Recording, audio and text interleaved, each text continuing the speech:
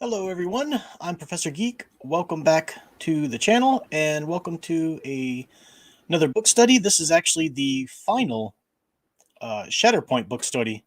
We're going to finish up the book tonight, so pretty good stuff to come here. Let's see, make sure everything's working. I'm not going to be on camera tonight because my nieces are over, the little Wi-Fi vampires, and I doubt the camera would work very well. StreamYard's just finicky like that. It's weird. The software that I use to teach online, that's not so affected. It's StreamYard's whatever they got set up for cameras and whatnot, just is easily affected, easily distracted from Wi-Fi or whatever. So no cam tonight, but you get to look at that awesome avatar. And let me let me know if the mic. Oh, looks like oh no, there we go. Do let me know if my mic if suddenly you can't hear me for some reason. I have the when I was recording a video the other day, it kept unplugging, but everything was still plugged in. I didn't quite know what was going on. I think it might be the port, the USB port I was using. So I plugged it into a different one, and I don't seem to be having any problems right now. So hopefully hopefully that won't be an issue tonight. But let me go ahead and welcome my co-host, and then we will welcome the chat and get started. Welcome, Mr. Darth Sever. Hello, Professor. You ready to finish up this book? I hear your nieces are there causing their own little disturbance in the Force, are they? Mm-hmm. Yeah. Yep. Wonderful, wonderful. All three, and each has their own device, sucking up Wi-Fi, and then they got to have the TV on too, streaming something, sucking up Wi-Fi there. It's just like, guys. Ooh, And you know, they're like two of them are playing that stupid Roblox or whatever, so it's like an online game they're doing. three of them. One must be eliminated for the rule of two to stay in place. We're gonna keep going with that. Nah, I'm done. All right, Caddy. I know when to quit. Come on. JP Montero. Let's go, McCanny.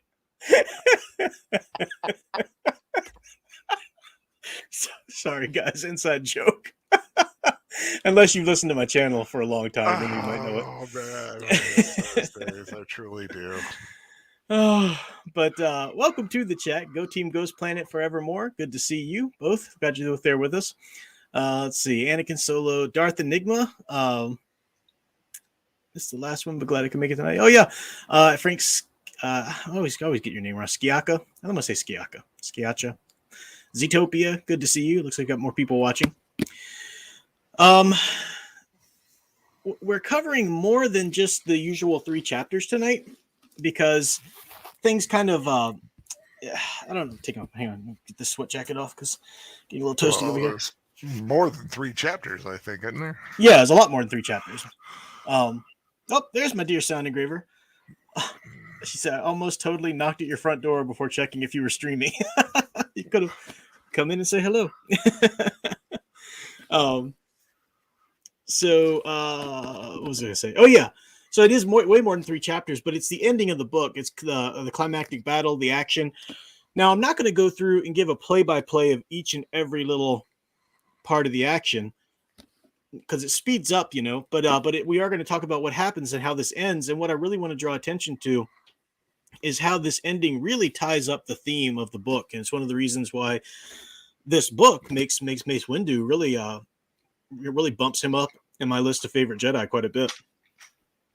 So, what were your general reactions to it, Al? Well, they don't really give him a lot to do in the prequels, and not having seen the Clone War, any of the Clone Wars animated, so yeah, it was good to spend a little time with Mace to learn a little bit more about his personality, his philosophy, general badassedness.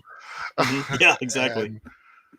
And, I just, you know, it seemed very cinematic. I could have seen this playing out, you know, with a character like Nick and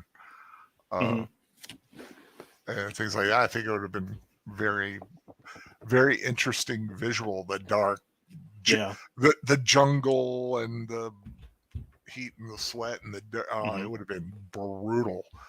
Pelekotan. Yeah. Yeah, it's I don't very good, don't you know? he had they didn't really do a lot with him in Clone Wars, to be honest. There were some cool moments, maybe one or two cool episodes. I think I did like the episode, if I remember correctly. I did like the episode where he was in Ryloth leading that maneuver there. But yeah, Soundagraver points out in the chat there were a lot of silly decisions made with him there too. But I'm not sure exactly how much the EU does with him beyond this book. I'm not an expert on this era of the EU, so I don't know if he's got a lot more standalone stories or if any, But I like that they tie this book into Attack of the Clones. Mm-hmm. The Battle on Geonosis and him in the arena. I think I think them keep calling it back because you're right. It's that sometimes that that decision you make is like, what if? Mm-hmm. Yeah. If I had only taken it right then. Yeah. The Shatterpoint would have changed. Mm-hmm. And we see him. I mean, he's a big part of the ending of Attack of Clones. I mean, a major part, and we don't. Rightly so. I mean, Revenge of the Sith is all about really Anakin. It has to be Anakin's movie because this is where he actually takes the fall. But you don't get to see how Mace's journey at the end of Attack of the Clones really fleshed him out. So it's good that we have a novel here to do that for us, and how that affected him. Got a question for you. Yes. Do you think Mace Windu lived? I don't think so. Maybe there's something in the EU that I don't know about, but no, I think he was pretty solidly killed by Sidious there. But maybe there's something I don't know about. Yeah, you never know. Yeah. I mean, when you read this book, the things he went through, maybe him, flying out a window, he might have been able to do something. It's true, and I mean, yeah, you could make a good argument for that. At the same time, I really don't like this where like everybody you love survived anyway. It's like if Order 66 going to have any weight, then it needed to be Order freaking 66, and they keep be like, well, so-and-so, guess what? Now so-and-so lives too. Now so-and-so's alive. Nope, so-and-so's still alive. It's like, come on, guys. Was it a tragedy or not? I mean, we did see a lot of them die, but there is a nice open-ended possibility.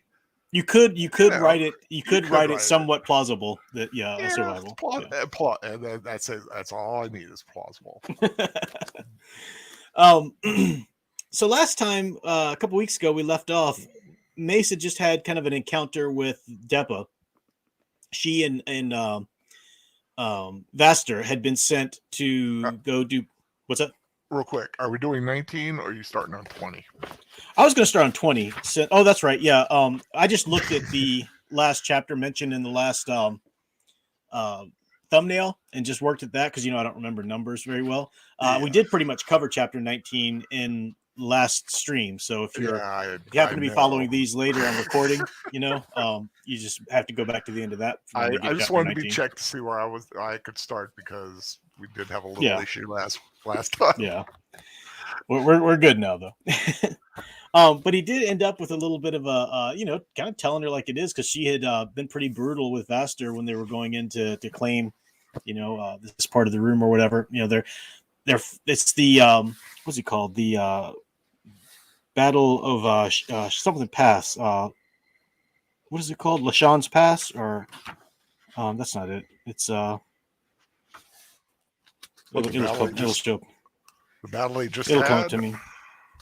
Yeah, the battle it just was there's something Pass, LaShawn Pass, but it's not LaShawn. It's something like I don't know. It'll show up here as I'm going through. But anyway, we had this pretty great battle against the droids. The Separatist army is there to help the Balawai there. So Mace is leading his Republic troops that he's got in, and the Corran allies there against them.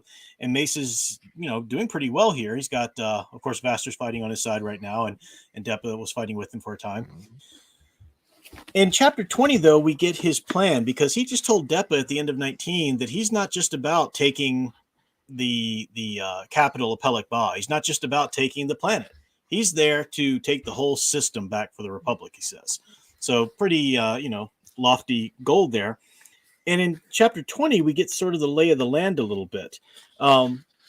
we find out that there is a spaceport there, and the spaceport in Pellic Ba is pretty much the crucial spaceport for that whole system, really. And it even has the control center for the droid ships. So you could even really, take them down if you had that spaceport.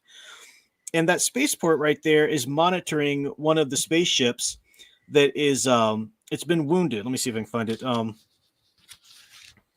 Only one of the gunships went as far as Pellic Ba. It crept over grandfather's shoulder. That's one of the mountain ranges. On 1/4 repulsor lift, power, leaking smoke and radiation. The tower officers at the spaceport listened in horror to the pilot's gasping message. A reactor breach, imminent catastrophic failure. The pilot had heroically kept his craft in the air, making for Pellic Ba. So if he were to land anywhere besides the spaceport, then he would have pretty much just doomed his troops there on the ship. And he also tries to skirt the city of Pellic Ba because he doesn't want to possibly blow up over there and cause any debris. So the whole spaceport's attention is on their gunship, trying to make it back to them. Mace uses this to their advantage because Mace takes some of the little Republic smaller crafts packed up with it's actually pretty cool the way they describe it. Lorshan Pass. Lorshan Pass, that's right. I was saying Lorshan, yeah. Lorshan Pass, yeah. With the sensor's teeth, what's the sensor's tech? All right, so the tech is fixated on whether or not this gunship's going to make it back. But what the sensor tech would have seen had he been disciplined and duty conscious enough to still be looking into the short range screen was 10 Jadthu class Republic landers climbing straight up within the downrush falls, single file, battered by the thundering water, but perfectly cloaked from the long-range detection. If the sensor tech had seen that, the outcome might have been different. That was the only chance they would have had. But the sensor tech's attention was caught up in the drama, waiting to see if the crippled gunship could possibly struggle in for a landing before it blew up. Not to mention the fact that a second or two before it would have had touched down, it opened fire on the guardhouses surrounding the spaceport's control center, and an instant later, 7 immense half-naked Koronai with shaven heads leaped from it, landing on the permacrete like pouncing vine cats, and charged forward to the control center with their hands full of blaster rifles spitting fire. And that these unexpected Koronai were followed by a man and a woman bearing what was unquestionably the single most conspicuous and instantly recognizable type of personal weapon in the entire galaxy, and the type least welcome when it appeared on the opposing side, the Jedi lightsaber. So Mace and Deppa beside him are leading, and Vasters there too, and all they're leading to take this spaceport. And they're going to take it because it has the control center where they could take down all of the droid ships and just not only take the planet, but take the system. It'd be rendering everything pretty much helpless. The war would, the battle for that system would pretty much be over. There'd be a little cleanup or whatever. They get in there though, and they find out that the system, for the droid control code system needs codes. It needs control codes. And Mace calls for the highest ranking officer there that they took prisoner to come in, and the prisoner basically says, look, I know what you want, and I don't have them. Colonel Gepton has them. The person who, Mace had encountered a few times now already, the captain of the militia, or colonel of the militia. Captain or colonel? I forget which. Colonel Gepton? Captain Gepton? I think it's Colonel. Colonel Gepton. Yeah, I think it was Colonel, yeah. In the militia there. He keeps the codes with him, and he took them away. So they've got the spaceport. They got the ability to take down, but they don't have the codes to get into it. And then Colonel Gepton gives Mace a call, and he starts to gloat, and you find that Gepton's been very smug in his dealings with Mace thus far, even when he had him arrested way back at the beginning of the book. He's also, it's been clear that he's playing we would say chess, but they would say Dejaric, kind of playing a game of Dejaric with Mace. A lot of bluffing, a lot of posturing, but trying to get the other person, maneuver him in. And what Gepton tells Mace is all of the groups there are about to breach into the Grasser tunnels, and if once they breach the tunnel, once they breach the defenses, they're going to just slaughter all the Koronai in there. And Mace says, well, but there's civilians, there are women, children, sick, and he says, look, I won't be able to help it at that point. I could try to call it off, but it won't work. Blood is up. They're ready. They're tired of being slaughtered themselves. They're going to go in, and it's going to be a bloodbath. And Gepton says, unless you surrender to me now, and then I'll go ahead and call them off from breaching the defenses at all. So Mace says, well, let me think about it. Mace, it seems like Mace is going to kind of be defeated at this point. But he, Colonel Gepton's like, well, you get back to me soon, and they cut the transmission there. And then Mace, this is a thing we see a lot in the book here. Mace is like, suddenly he looks up and it's the look of a person who is total, victorious. He said, Nick, did you get it? And Nick was tracing the to see where Colonel Gepton was transmitting from. And he said, yep, I did this and that. So you find out that Mace was just stalling him on the transmission long enough to trace where his transmission is coming from so they can go to where he is and get those codes. And we see that. Go ahead. And that is a definite part of Mace Windu's modus operandi. Mm-hmm. Just when he likes to give his opponent, he like builds them up mm-hmm. while he's already like 3 steps ahead. Exactly. Yeah, I'm glad you stated it that way, because I was just about to say that that's a common theme we see, but you're right, stating it that way, because he looks for people's Shatterpoint. And Mm-hmm. quite often their Shatterpoint is to realize how they want to be seen or how they want to present themselves, and you play into that. That's what he did with Carvaster. Let him beat me up, let him think he's the one who's totally shamed me, and then I'll be able to track him and I'll be able to get where I'm going. And he's above that. He's not controls those Yeah, even if he's got someone like Carvaster beating the hell out of him, mm-hmm. he did. I mean, he already knew. It's like, I'm going to get beat up. Yeah. But I already know how I'm going to get around to it. So, and this is going to play into the greater theme that we're going to call out at the end of the book here in a moment, which is it's not about that primal pride. Like you said, he's willing to sit there and get beaten and shamefaced in front of everybody if it serves his ultimate goal for the good in the end there. It's not about that primal pride. It's about civilization, fighting for civilization. So if that seems a little too easy though for you, like, oh, well, they traced the transmission. Well, wouldn't anybody know that they could do that? I mean, isn't that kind of too easy? Well, just bear with us here, because there are always like, there's one bluff and then there's another bluff underneath that and so forth, as we go on here. Now Mace tries to get Deppa to go with him, and she says she will, but she can't. She can hardly move. And as he says, he's like, I can't. She said, no, I can fight. He said, maybe you can, but I can't if I'm worrying about you every 2 seconds. And then he laments the fact that he has to leave Deppa there with Carvaster. And it's a real risk that he's taking there, because he's not only leaving Deppa with Vaster and he's leaving them in charge of the spaceport, he's also leaving his troops there, the clones there. And he tells them, look, you answer only to me. Don't answer to Deppa. She's arrested now. Don't answer to Vaster. Right. Even though you're fighting with them for now, and ultimately his end game, his goal is getting Deppa back. Mm-hmm. Yeah. It's not about winning this war or anything like that. It's to bring Deppa back to the Jedi Council. Yeah. But I do like this one thing about it's almost a begrudging respect for Gepton. Mm-hmm. Yeah. Where he's like, in the end, all he could do was answer her question. Colonel Gepton is a dangerous man, he said. Exceedingly dangerous. I'll probably have to kill him. He frowned and tipped his head in a Corin shrug. Or possibly offer him a job. Mm-hmm. Yeah, exactly. I just like that, Yeah, because he's got, you said, a begrudging sort of respect for Gepton. And as he says occasionally, Gepton, I keep forgetting that he's smarter than me. And that's weird, because Mace has already said, he's admitted that Carvaster, physical strength-wise, could beat him in a physical battle. Mm-hmm. And he's admitting that Gepton is smarter than him, more strategic or whatever. And yet, we're going to see how this ultimately plays out. This does not impede Mace's will to fight in any way, because he knows what he's fighting for.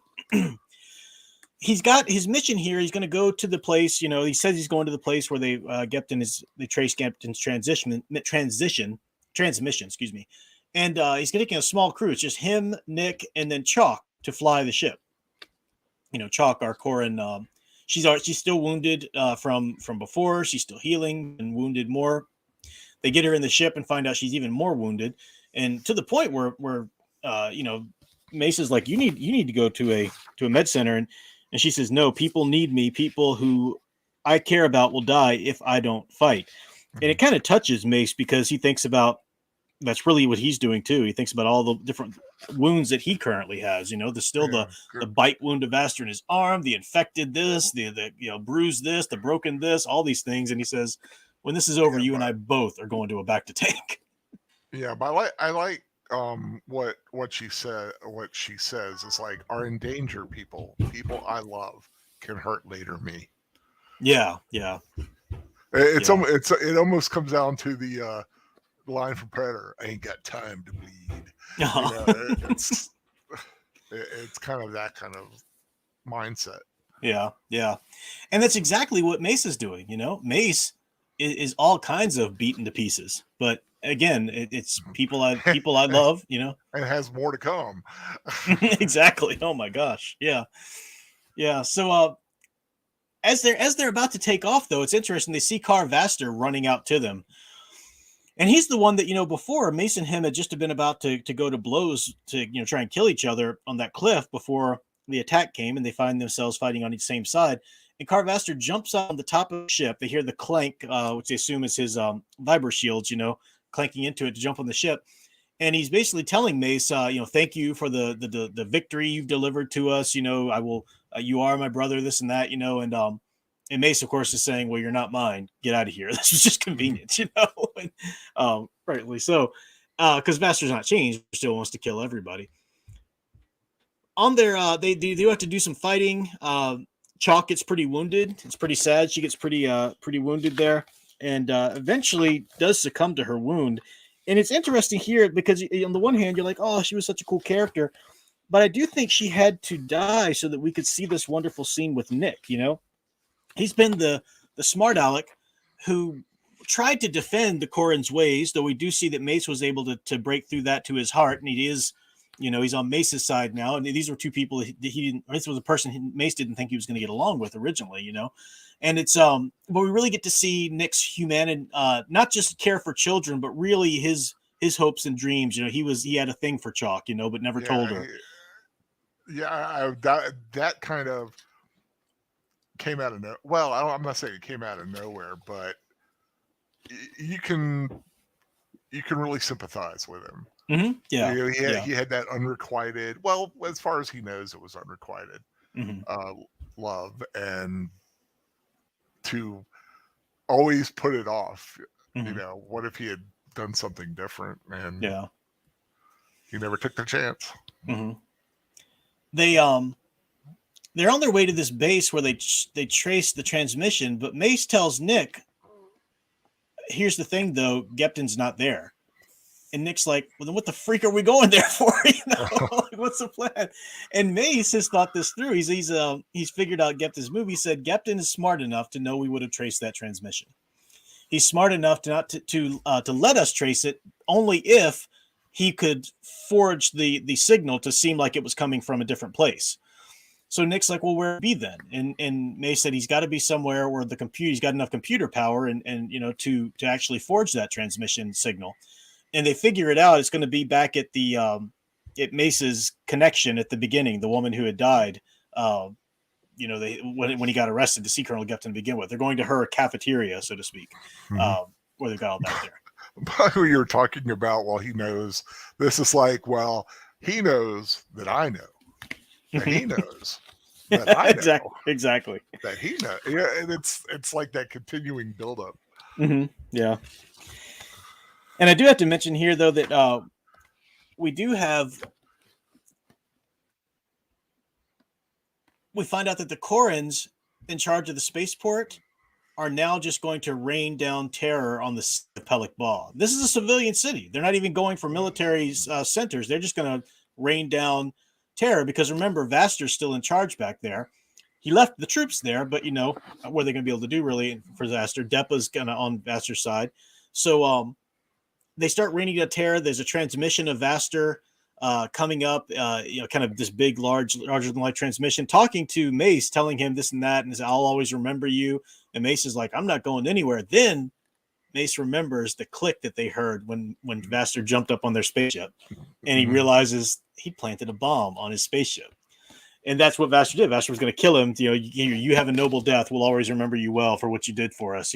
But they need to eliminate Mace because they want to just slaughter all the Baloi. Mace wouldn't let them do that. Yeah. Well, I think that a clank might have been deactivated vibro shields hitting the nose armor of the Sinar Thunderstorm, or not. Mm-hmm, exactly. Hang on. Yeah, hang on. Yeah. So the ship ends up blowing. Mace does eject with Nick in time. They have a bit of a rough landing. And as far as Vaster Depp and all, they know that at this point he's probably dead. Of course he's not. And we find out that he's going to his plan at this point. And again, you never know what Mace has in store. But he's gonna. Nick's like, "What are we doing?" And Mace says, "Well, we surrender." And poor Nick. Nick's like, Yeah. "What did you?" But he's learning not to keep calling him crazy because he's got some reason for it. Yeah, it's like Nick he's just along for the ride, and, and it's a roller coaster up and down. He doesn't know what Mace is really up to. Exactly. And I'm not going to read the scene because it's too long, but it really is just a testament to Mace's ability here and his own, quote unquote, degenerate playing. Because he finds just some militia captain on the street, surrenders themselves, but refuses to give their weapons. He's like, nope, you're not going to get the weapon. Now they get there to the base, to where Gepton is, because of course any captain who had captured Mace Windu would want to be the one to take him straight to Gepton. So he gets taken straight to where Gepton actually is, which is good, part of his plan. He does meet there the militia sergeant who was the one that tried to extort him when he got there, the one he had to break his nose there in the antibacterial sprays, as soon as he arrived on the planet. He's there and does find out that this is actually Mace Windu and so forth. He says, look, we've got orders to shoot you. And Mace basically tells him, if you do that, you all die. So he at least contacts Gepton. Gepton says, bring them to see me, but take their weapons. So Mace, allows him to take the lightsaber for a second. But, this is Mace. He can get it back where he wants. But I just want to go back to that officer who Mace broke his nose. Yeah. And he's like, the officer looked at the Jedi Master in the eye. Is it true? Are you really him, Mace Windu? Mace admitted it. Then maybe I don't mind the nose so much. Exactly. And ruefully, guess I'm lucky to be alive at all. I know. It's like you should consider a new line of work. Exactly. Yeah, great lines like that in there. And what I love is Gepton has got them. They're his prisoner. He's right there, and Mace tells him, "I'm here for you to surrender." And Gepton's like, get out of here. You're my prisoner right now. And Mace basically tells him, unless you surrender, all of your people are going to die. Look, they're already bombarding up there. I'm the only one that can get you to where those codes are, to back to the spaceport for you to enter the codes to stop this bombardment. You're the only one that can. I'm the only one that can get you there. And he actually talks Gepton, who's got him prisoner there, into signing a surrender. Now Gepton's saying this surrender isn't official. It means nothing. I can just say it was coerced. And like Mace's response, he's like, all surrenders are coerced. You don't want to die by the other person's hand, duh. But so the plan now is for Mace and his his whatever clones he can wrap up there to go back to the spaceport. And because he knows that they're going to be, Vaster and Depa are going to be waiting for him to come back just in case he survived. So they're going to be laying in wait for him because they will expect him to come back with the codes and try to stop this bombardment they're doing on the city. And Gepton, to give the guy credit, he's kind of being forced to by Mace and whatnot, but he's also got a bit of courage to go in and your job is just to go right over there and start inputting these codes while people are dying around you, people are trying to kill you, but we're going to be protecting you. You just got to focus on putting these codes over there. That's, that's pretty gutsy. Mm-hmm. So, this is really the last battle. And it's the last battle in here. There's a lot of, we see some really cool stuff. I'll start with Nick. He really is the great shot, as he told Mace he was.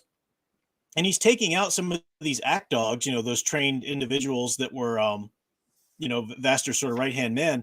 men, and it talks about, this is one of the act dogs that saved him that one time. This is one of the act dogs that like to gamble. Like, he sort of knows these people, but they're trying to kill him now, and it's and he's taking him out. Nick's pretty wounded to the point where you don't know if he's going to survive or not at one point. So he's kind of down for the count. Mace goes in and he's waiting, and he hears Vaster in there. Vaster's somewhere in, and Vaster's taunting him and this and that. And eventually Mace says something to the effect of like, well, if I'm such easy prey to you, why don't you come out here? And Vaster says, because you're not my kill. And then he realizes that Deppa stabs him. He has just stumbled over Deppa's body. He thinks Deppa's dead, but Deppa wasn't dead. And her lightsaber ignites and goes right through Mace's freaking gut. Which is, again, anybody would be dead by that. Of course, it's a lightsaber wound, so it's cauterized still. Yeah. But he's a Jedi. He's a Jedi master. There is a ridiculous theme in Star Wars stuff now where everybody can get stabbed through. Everybody's going to survive gut shots. Yeah, exactly. Exactly. So like, no, let's back off that a little bit. But but it happened in the last series. Twice. Yeah, it's kind of central things about it. But Mace is now, with all as injured as he is, Deppa's there trying to kill him. Deppa's literally trying to kill him. She's that far gone into the darkness. And he resists her for as long as he can. He fights back a little bit, but he calls it the darkness, I think, or the shadows calling. But it's calling him to give himself over to Vapad, which is that lightsaber form, which is to give yourself over into the thrill of the fight, and the thrill of the action and the blood and so forth. That's what Deppa's doing as she fights him. He's trying to fend that off because even so, Deppa's like a daughter to him. He doesn't want to hurt her, even though she's trying to kill him. He eventually does. She is incapacitated at one point, and he kind of breaks through to her a little bit, and she's crying, doing her thing as usual. I'm so sorry, all of that. But then he's got to deal with Vaster because Vaster realizes she's not going to kill him. And this is what I love, because the last time we saw Mace and Vaster fight, Vaster wiped the floor with Mace, and we found out that was part of Mace's plan. But Mace said I wasn't play acting. He was really literally, I was trying to fight him with all my strength, but he was wiping the floor with me. So you think, how are you going to take out Vaster now then, Mace, if you just admitted that? And what I love about this is it's actually, I mean, I'd like to hear what you think about this, Al, because it's actually quite easy how Mace takes him out. Vaster, jumps at him, and Mace just uses the Force to take a vibro shield from the wall behind him and basically stab it into his chest. And Vaster, of course, in the bloodlust moment, puts his shields together to try and guard it, but he can't go edge to edge because of the way they're done or whatever. And it's basically a civilized man, a quiet, calculating, calm brain, not given over to Vapad or not given over to the bloodlust of battle, not using your physical strength at all, can easily take the opponent out, and that's what you find out. It was, even though it was kind of a quick victory, I thought that was wonderful because that really proves the point in the greater theme of the book we're going to get to. But how did you react to that? It made sense. It's like Mace Windu finally says, I've had enough of this BS. Yeah. He's like, you know what? I'm gonna go to what I know. Whoop. And you just like just force blast it into him. And it doesn't need to be some long drawn out battle to prove just how good of a Jedi you are. Yeah. And you don't have to give yourself over to, like I said, a great Jedi never needs to light his saber. Yeah. Ultimately. And he kind of proved that point where you have Vaster, this huge guy, he's like, I'm going to rip him apart. And, Mace Windu has that accurate connection to the Force, which is all he needed. He didn't need to.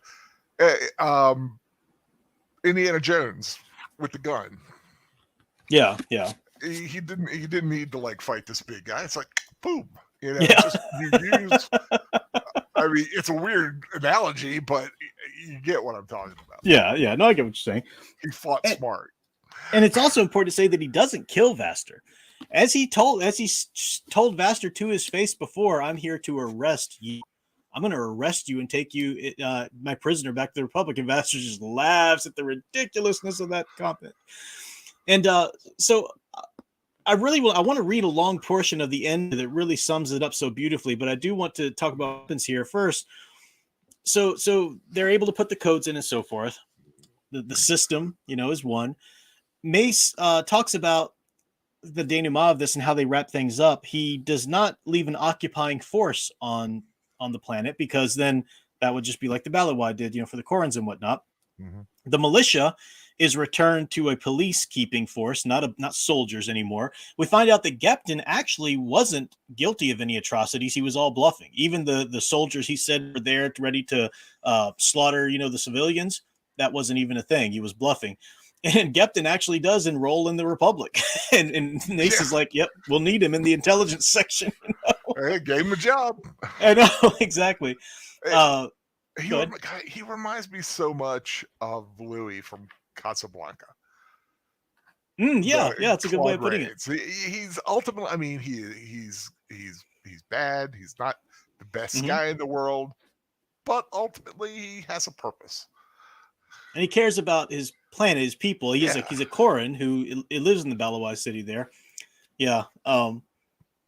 It cares about people more than he wants to let on. He wants to be the blustering, this and that. Nick is given the major, as usual, commission. He's healing, though. It's going to take him a while to heal from that wound. I like that he gives Chalk, he posthumously gives her a commission so that he can give her this great honor and this medal. She's dead now, but he can at least honor her memory. And he posthumously gives her a commission under his, command, so that she can be honored and put down into the records of the Senate and so forth, And under her real name, Leanne Treval. Mm-hmm. What a pretty name. Read that again. Leanne Treval. Leanne Treval, yeah. He's like, I've also assigned to Chalk a posthumous commission. Her real name, I have learned now, was Leanne Treval, and that name will appear in the Senate record. I gave her the commission to render her eligible for the same medal. Yeah, it's the only way he knew of honoring her. Mm-hmm. Yeah. Now, so what about Vaster and Depa? They're both still alive, and they're both taken prisoner. Vaster is being held in prison there, and they say they're going to revise. And this gets to the real big theme of the book, and it closes us up here. They're going to revive an old charge that they haven't used since the Sith Wars back in the day. Vaster's being charged with crimes against civilization. That's key to the whole book's theme. And now Depa is going to be charged with the same if she ever heals. She is in a bacta tank right now. Physically, she's healing up well, but her mind is just like all but gone. She's not responding to anybody. She's just staring out into the nothingness. And remember when Mace fought Vaster the first time, and he said I'm paraphrasing, but he said our only defense against people who can't control their inner desires is to completely and utterly control our own. Because as Jedi, they're there to fight for civilization. That's what we fight for. Right. And I love this last scene. I'm going to read it. Maybe a little bit. Did you want to say something first before I read it, though? No. Okay. They're at Depa's tank there. Chancellor Palpatine is, there with him and Yoda. And they're saying that they're talking about the themes and the philosophies and stuff that were going on to the planet, the jungle planet. There followed a long, uncomfortable silence, which Palpatine finally broke. Sadly, questions of philosophy must wait for peacetime. We must focus on winning this war. That's what Depa did, I said. This is in Mace's perspective. That's what Depa did, I said. And look what it did to her. But such a thing could never happen to, say, for example, you, Palpatine said warmly. His lips wore an enigmatic smile. Could it? And this is the part which really gets at the whole wrap-up of the book. I didn't tell him that it could, that it nearly had. I think about that a lot these days. I think about Depa, about everything she said to me, and did to me. I think about the jungle. She was right about so many things. She was right about her Jedi of the future. To win this war against the Separatists, we must abandon the very thing that makes us Jedi. Yes, we won on Harum Call because our enemy broke under the club of Carvaster's monstrous ruthlessness. Jedi are keepers of the peace. We are not soldiers. If we become soldiers, we will be Jedi no more. Sorry, I knocked my mic there. Yet I do not despair. she was not wrong. She was wrong about some things too. You see, she got lost fighting someone else's war. She was fighting the wrong enemy. The Separatists are not the true enemies of the Jedi. They are enemies of the Republic. It is the Republic which will stand or fall in the Battle of the Clone War. Even the reborn Sith are not our enemy. Not really. Our enemy is power mistaken for justice. Our enemy is the desperation that justifies atrocity. The Jedi's true enemy is the jungle. Our enemy is the darkness itself, the strangling cloud of fear and despair and anguish that with this war brings with it. That is poisoning our galaxy. That is why my dreams of Geonosis are different now. In my dreams, I still do everything right. I do it in my dreams exactly what I did in the arena. If the prophecies are true, if Anakin Skywalker is truly the chosen one who will then bring balance to the Force, then he is the most important being alive today. And he is alive today because my Jedi instincts were working just fine. Because my mistake on Geonosis wasn't a mistake at all. If I had done as Depa said, I should have, if I had won the Clone War with a Baradium bomb on Geonosis, I would have lost the real war, the Jedi War. Anakin Skywalker may be the Shatterpoint of our war against the jungle. If he is, if Anakin is being born to win that war, it does not matter if every other Jedi in the galaxy dies. As long as Anakin lives, we have hope. No matter how dark it gets or how lost our causes may seem, he is our new hope for the Jedi future. May the Force be with us all. Now, of course, we know Anakin's future, but we do know that it's through Anakin that Luke does bring that hope. But what I love about that sentiment that the Separatists aren't our enemies. They're the Republic's enemies. Not even the Sith are really our enemies. Our enemy is power mistaken for justice. It's that enemy of civilization. They are fighting for civilization, for self-control, for control over the basic primal instincts. And that's what Depa's story is so tragic, because Depa is, if you take a person, if anybody in this, any well-sane person will admit that it's wrong to take something that doesn't belong to you. Okay. But suddenly put that person behind a cash register and or they're at a checkout in a store or whatever, and the cashier turns around for a second while the register drawer is open. And you know that you could reach in there and steal $100 in a heartbeat and no one would know. You'd get away with it. There are people who sadly will do that. But even if you catch them, if they're caught doing it, they'll admit, you got me. They might deny they did it, but they won't say that, no, it was right for me to steal that $100. Only the sociopath or the ones that are really deluded do that, because they're the ones that are so gone past civilization. They're the ones like Depa. They're in the jungle. They're in you can't think of things in right and wrong in the same ways that you did over in the Republic. This is a different place now, and you've got to allow yourself to give in to these urges and to give into these things that you previously thought were immoral, because it's just a different way of thinking now. This is what, postmodernism does to our world.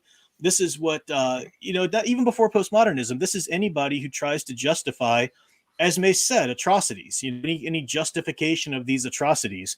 That's what we're fighting against. And this was Mace's journey the whole time on the planet, not to give in. And he was in darkness. He was in a dark, horrible place. And yet he refused to give in. Even he came close in the end. He said, our enemy is the desperation that justifies atrocity. And even if it's so hard to do the right thing, you do the right thing. And that's what the aspirational hero does. That's why I really see Mace as leaning in that aspirational manner in this book. I just thought that was such a great theme for the book and a lesson for the whole thing. Yeah, using the jungle as as analogous of the dark side of the Force. Yeah. The darkness of human quote unquote human nature. When you deal with aliens, you know what I mean. But having someone even of Depa's upbringing and training under Mace to sink into that darkness like that, it makes you wonder, what if Mace had been given that mission? How would he have been able to still fight that? We would hope he would, but it does question when you are subjected to so much darkness, when you see so much atrocity and you begin to think it's necessary. We have to do this. Yeah. We have to rip out people's eyes or leave them limbless or something of such a terrible nature. Yeah. That it does drive you. You do get lost in it. And we see this is a style of storytelling, like we said, this was very much based on Heart of Darkness or Apocalypse Now, if you want to think about the different film version of it. But it's a common trope in a lot of literature. Any sort of post-apocalyptic or zombie apocalypse or whatever is like, we need to do these things to survive now, get with it, the world's changed, you got to do this.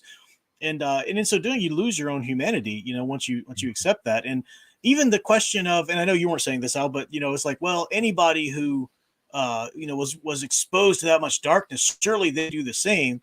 No, if anybody would do the same, then there's no absolute right or wrong. Everything's relative. You got the postmodernist nonsense. I mean, it ultimately says Depa couldn't fight it. Yeah, definitely. It doesn't mean that Mace couldn't fight it or Kit Fisto or any other Jedi at the time. Yeah. Might have been able to also do it, but there was something in Depa that she just couldn't. She just fell into it. Maybe it was the influence of Carvaster. Yeah, a big part of it. People influence you. Yeah, Yeah. I mean, he was a very he was very influential, very powerful, and very straightforward in his beliefs. Of just basically just kill everybody that gets in your way, kind of thing. Yeah, Vaster is a bullying force, and Vaster, just like Depa after him, they were both desperate. That's why Depa has to have Mace Windu there. She needs his confirmation. She needs, and this is the thing that you see people in the world today, they're desperate for other people to validate their choices. It's not enough for you to have a value or a moral. I need the world to validate my choice and my moral and my value. And if you need that kind of validation, then it's really not a strongly held moral anyway. Could there also have been an aspect, they didn't really explore it, but was there an aspect that maybe Depa was crying for help? I mean, you can definitely read that into it. She knew she was falling. Yeah, Mace could be here to save me. Yeah, Mace would be the one person to save her, and ultimately wasn't able to. Sure, yeah. But it's just one possible. Yeah. I think that's viable. Yeah. Vaster kept calling them. He called himself and Mace, and everybody said, "We are Pelikotan's dream." Now, Pelikotan was that Koran word for jungle, which is what they meant when they talked about the Force. They were just talking about the Force as though it was the jungle, And we are, so you think about that kind of, it's typical of that sort of, we don't even have agency. We're just here doing what fate, we are just Pelikotan's dream. He's dreamed us here to survive and do what we must do and blah, blah, again, that sort of fatalistic, naturalistic, primal type philosophies. Treating the jungle almost like a god. Yeah. It's funny when how you get into a lot of the, by technical definition, atheistic philosophies that are still desperate to make something God, even if not by technical definition, by all the practical ways they react to it, whether that's science or nature or whatever. Some higher force. Yeah, higher sense of order. Force than you. Yeah. Sound was pointing out The Road. Yeah, Cormac McCarthy. A lot of Cormac McCarthy novels deal with that sort of naturalistic, fatalist, don't lose your humanity kind of thing. I never saw the movie The Road, but yeah, I'm sure that that explored that quite well. So that is our book study of Star Wars Shatterpoint. Good. Enjoyed it. Yeah, really great good insight. book. Great insight into the character of Mace Windu. I like that. Definitely. Yeah, good, solid EU book. Now, I was telling Al a little bit earlier today, I am going to take a break a little bit now from book studies. Normally, what I was doing was I was bouncing back and forth between this and my Catholic Bible Geek channel with book studies. So normally I would have jumped back over there for probably Till We Have Faces by C.S. Lewis, which is a great novel.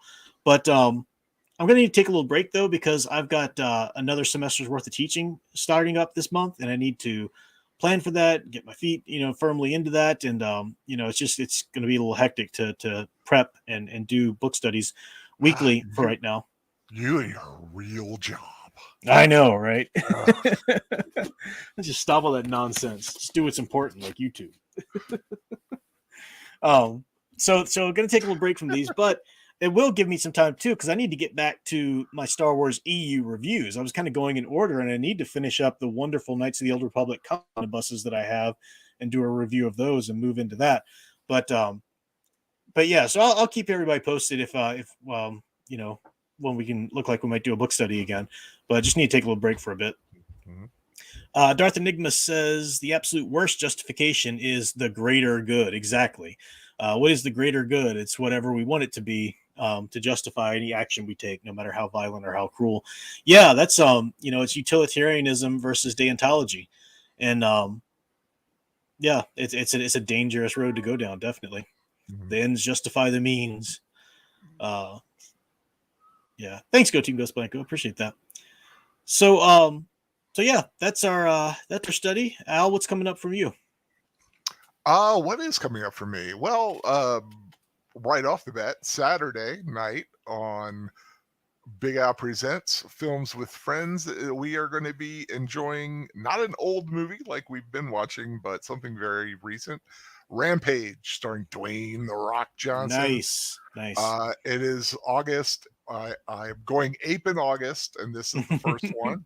Going to save the classic ape movie for 2 weeks after that, which is the original Planet of the Apes. Looking forward to that too. Cool. But yeah, just a fun action film based on the video game. Just a lot of fun. Not looking for anything highfalutin or Oscar worthy. Just a good time with friends. Yeah, I never saw that, but it did look fun. I like the old classic game. It's a lot of fun. I enjoyed George. George is the albino ape, and he's a fun character in this. Of course, CGI, but yeah, just like I said, just thought it'd be fun to have a little break from the Gone with the Wind, Casablanca, like older film. Bring up something a little newer. But yeah, that like I said, just a couple days ago dropped my review of. I didn't ask you anything, Alexa. Be quiet. Did I even say anything that sounded like Alexa? I do not know. Alexa, quiet. Good Lord.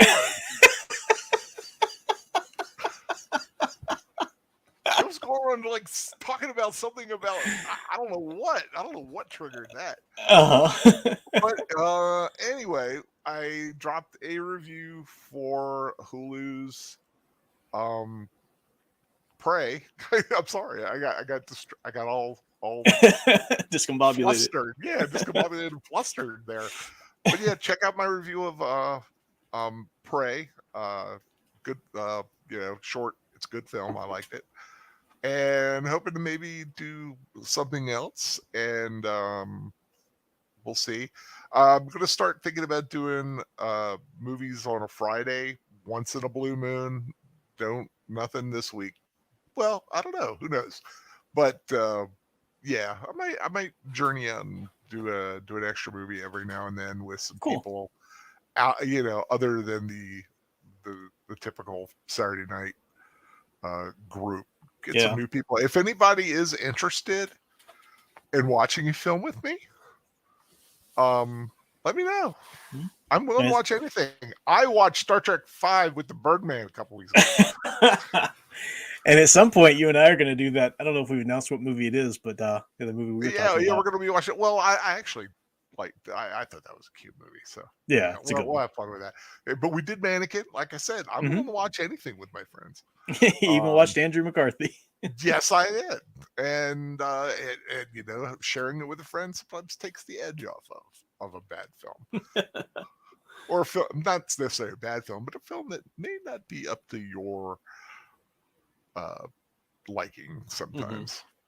But so that's good. I've got to catch up on my anime reviews and some things, but I'll be doing more as I can. have my daughter's Yeah, birthday but, party tomorrow, so busy. Yeah. Oh, that's right. Happy birthday to your little princess. Yeah, it was last week, but I had to wait to do the party this week when her cousins could be there. Yeah. So Yeah, because tomorrow night I'll be watching Rambo 2 with the Birdman. I'm not on it. I'm watching him and Boomer will be watching it, and I'm just gonna be watching along, listening to them. So yeah. that should be fun. I haven't Yeah. watched Rambo 2 in a long time. Thanks to who did I miss here? Cha E Mao. Thanks. That said Darth and Mated Sajoka is here. Yeah, good to see everybody there. Yeah, so I'm gonna go ahead and close this so I can go. Yeah, Sound Graver says is hunger, faint from hunger. I know I'm hungry too. But thanks for listening in, guys. Thanks for joining along. Speaking of food, I did try that combination we have talked about before. What's that? Taquitos and ranch dip.